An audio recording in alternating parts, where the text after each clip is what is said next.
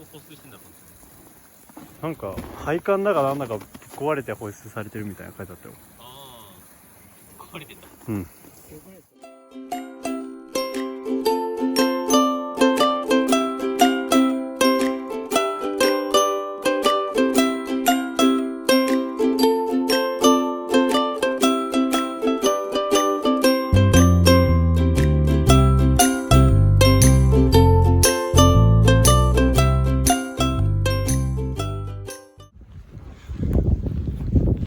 すごいね、これ埋まってるもんね。なんか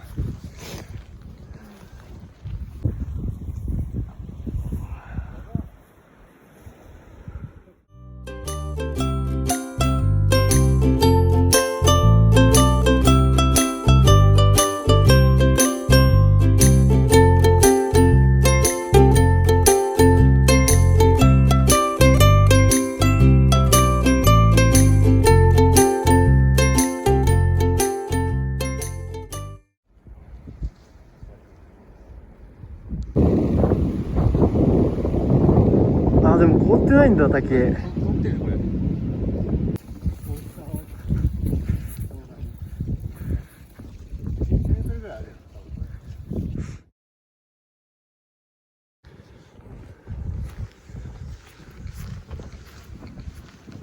これだよね。確かこれだと思う。いや、あ、これだ。なんかリボンあるわ。何も書いてない。この裏に看板があります。こっちはありません。よいしょ。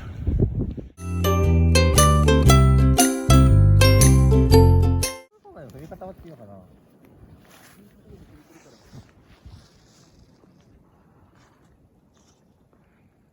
あそこが。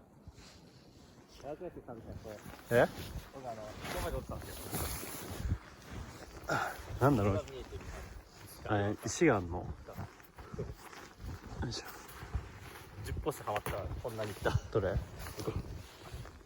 見せて見せて。下見えてる。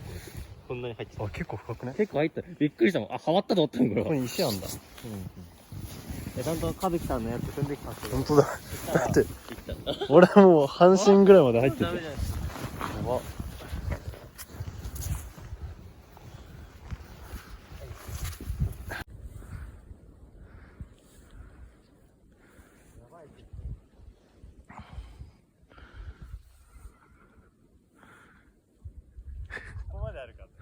いや、足全部入ったんそんね。